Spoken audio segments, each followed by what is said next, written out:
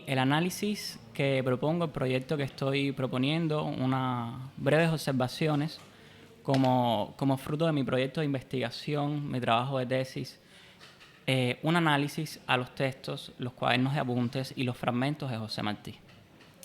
Los fragmentos y los cuadernos de apuntes son textos que pertenecen a la producción íntima martiana, escritos presuntamente entre el 1885 y 1895. Es posible hallarlos en los tomos 21 y 22 de las obras completas editadas por la Editorial Ciencias Sociales, respectivamente.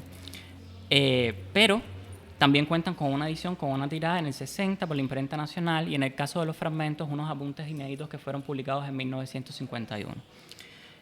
Ambos textos pertenecen a una de las zonas más complejas de los estudios de Martí, precisamente por ser textos íntimos, muy fragmentados, compuestos por un conjunto de cuadernos, de hojas sueltas, que fueron precisamente en estos trabajos editoriales organizadas. Y es posible encontrar dentro de ellas muchísimo contenido de diverso carácter, desde direcciones particulares, extracciones de lecturas, comentarios de muchos tipos, políticos, filosóficos, lingüísticos también, que es particularmente el que me interesa para mi trabajo, así como poemas y esbozos iniciales de otros textos que Martí se propuso escribir en vida y otros que no fueron publicados. Esto, por supuesto, le da el carácter, podemos decir, de un diario íntimo de Martí. Mi acercamiento a estos textos es de naturaleza lingüística, filológica, lexicográfica en específico. Cuando digo lexicografía, digo el arte o la técnica de confeccionar diccionarios, vocabularios, glosarios de palabras con un fin muy específico o con un público muy específico.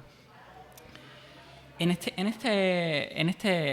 caso, este punto de vista ya ha sido analizado y estudiado por la profesora Marlene Domínguez, y señala efectivamente que Martí solía recopilar listas de palabras muy acorde al espíritu del momento, al espíritu enciclopedista que dejó la Ilustración en este siglo, y también con el objetivo de aprender, de hacerse con la realidad de los distintos pueblos, de las distintas culturas con las que iba teniendo contacto en su peregrinaje, que fue muy amplio. Fueron muchos los lugares que visitó Martí en vida. Por supuesto, y también el contacto con otras lenguas y otras culturas que tuvo por medio de la literatura. Entonces, de estos repertorios de palabras, de estos, digamos, glosarios, el más conocido es Voces. Un glosario de términos americanos de 158 entradas que, como nos advierte precisamente Marlene Domínguez, tiene el mérito, más allá del valor lexicográfico, que lo tiene, y a eso me referiré también hablando de los cuadernos de apuntes y los fragmentos, el mérito de recoger las costumbres, la vida de los pueblos con los que Martí iba teniendo contacto, en una suerte de fidelidad y también de ingenuidad y de asombro ante esas realidades con las que Martí iba chocando. De esta manera, la entrada lexicográfica martiana, entiéndase esa entrada que vemos en el diccionario con la palabra y la definición de la palabra, carecerá de muchos de los elementos, de las virtudes que tienen los diccionarios actualmente, los diccionarios modernos, pero para su tiempo sí tiene muchos elementos que lo hacen un adelantado, sobre todo en esta capacidad de captar la realidad, de anotarla primero, incluso que muchas academias, en el trabajo, en mi proyecto de investigación, ya estoy viendo en los corpus cómo se comportan estas palabras, en qué momento Martí las está anotando, en qué momento la academia las está anotando. Hay casos muy curiosos en que Martí está recogiendo primero que la academia estas realidades. Entonces también, en este sentido, el glosario Voces, que es el más conocido, está incluido también en el Tesoro Lexicográfico de Cuba, un proyecto del Instituto de Literatura Lingüística que comprende todo un repertorio de diccionarios desde el siglo XIX hasta el siglo XXI. Entonces, si Voces es más uniforme, porque lo es más completo, los cuadernos de apuntes y fragmentos, la lexicografía que vamos a encontrar ahí, precisamente por su naturaleza incompleta, inacabada, de las anotaciones que hay ahí, bueno, pues la lexicografía que vamos a encontrar también será fragmentaria, incompleta. Muchas veces incluso es confuso establecer los límites de qué es lexicografía, pues muchas veces se da más incluso al plano de la anotación, de no recoger el lema y la definición, sino simplemente anotar las palabras. Y todo esto, por supuesto, dentro de la informalidad que ambos textos propician. Entonces, ¿qué es lo que diferencia los cuadernos de apuntes y fragmentos de voces? Bueno, esto que estaba diciendo. Y además la variedad de neologismos, de extranjerismos que vamos a encontrar en estos textos, que como también advierte Marlene Domínguez, es muy posible y está demostrado parcialmente de que Martí los utilizara para sus propias obras, para sus propios escritos.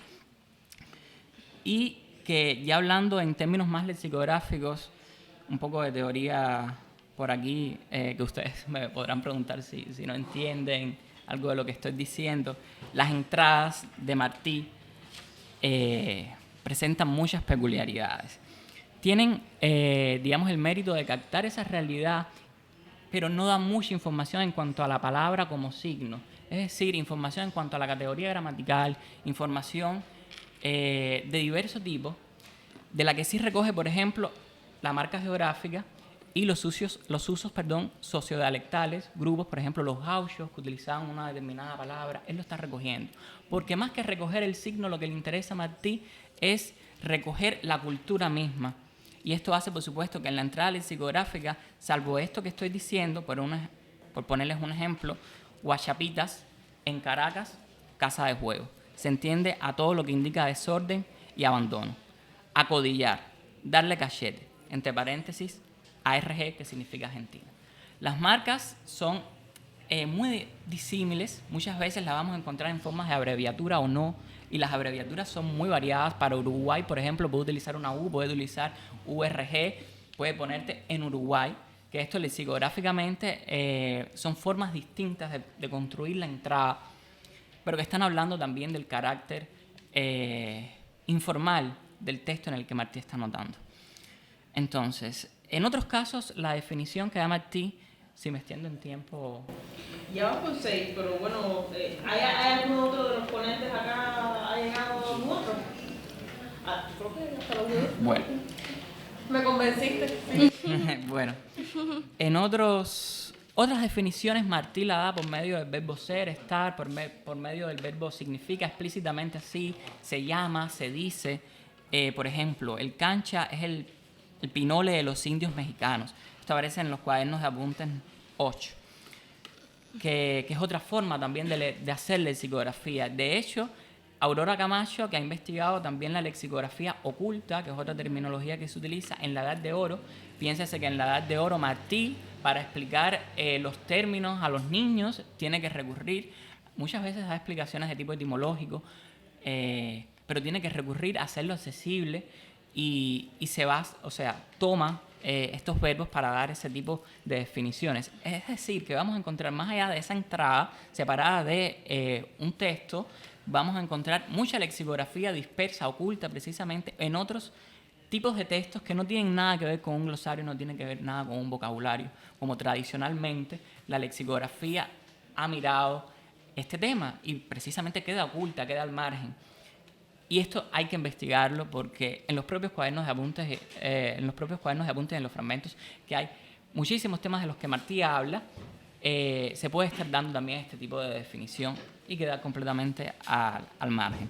En casos más extremos vamos a ver que Martí ni siquiera define la palabra, simplemente anota el lugar de donde proviene, su etimología o simplemente las anota. Esto definitivamente hace complejo el trabajo porque además hay marcas tipográficas, signos de puntuación que muchas veces están significando algo, que están dando cuenta de la recogida que está haciendo Martí de una palabra que de repente aparece en cursiva, porque hay que ver, bueno, esa marca es editorial, el texto original, cómo está marcado, pero hay una evidente intención de resaltar que esa palabra se está tomando. Entonces aquí hay un trabajo que hacer también con los textos, un trabajo editorial profundo, que es lo que me propongo en mi tema de investigación. Conviene señalar también otro método de definición que utiliza Martí, que es la ostensión. Es decir, Martí muchas veces dibujaba los propios objetos con los que se iba encontrando. Y esto también es un método lexicográfico típico de la enciclopedia. Martí, en esta edición con la que trabajé de Ciencias Sociales, dibuja objetos en específicos y además añade también la marca geográfica de dónde viene. Según la edición, en una nota al pie dice que están dibujados muy claramente, muy detalladamente, muy bien trazados, lo que refleja el interés de Martí por la realidad extralingüística, por ser fiel a aquellos aspectos de esta realidad, incluso cuando el signo, como signo que es, nunca va a captar la totalidad de esa realidad. A Martí le interesa llenar a la forma, llenar a la palabra de significado. Y esta especie de terror, porque la palabra se quede vacía, porque el contenido se quede vacío, también se revela en algunas notas de reflexión lingüística que tiene Martí, por ejemplo, cuando en el cuaderno de apuntes número 8 se refiere a las palabras conciencia y deber y dice: estas palabras, conciencia y deber, van pareciendo ya tan huecas de sentido y desusadas que yo mismo, que lo sacrifico todo al divino espíritu que encierran, las digo con temor y vacilo al emplearlas, como quien no quiere deslucir su pensamiento con palabras vacías de significación. Entra por mucho en este miedo el abuso que se ha hecho de ellas. De aquí dos conclusiones importantes: que los cuadernos de apuntes y los fragmentos no se parecen a ningún otro tipo de texto que ha sido ya, de los que han sido ya investigados y en los que hay lexicografía. Y otra cosa muy importante, que Martí es el propio receptor de su lexicografía. Él no está escribiendo, él no está anotando palabras para publicarlas, como cualquier otro diccionario corriente, sino más bien para él mismo. Martí es su propio receptor, Martí observador, Martí lexicógrafo, anotador, y la realidad extralingüística, que es el mérito principal que tienen estos textos, porque dan información muy valiosa para conocer el estado de la lengua y del pensamiento. Por tanto, sobre todo en muchas regiones de América, hay muchas marcas en algunas palabras: Uruguay, Argentina, Chile, Bolivia, zonas de la geografía muy diversas que son de valor para el lexicógrafo. Ya. Y bueno, nada, por último, para concluir ya, como parte de mi investigación, yo hice una muestra de 101 entradas léxicas entre todas estas palabras. 7 de ellas son frases, le interesó mucho la fraseología también, todo esto muy relacionado con las culturas, y el resto, las 94 restantes, palabras, lexemas. Esto sin contar la lexicografía, que como he dicho puede permanecer oculta porque no se hace en forma de entrada lexicográfica. Y bueno, por estos tiro va mi tema de investigación, diciéndolo coloquialmente, y pues nada.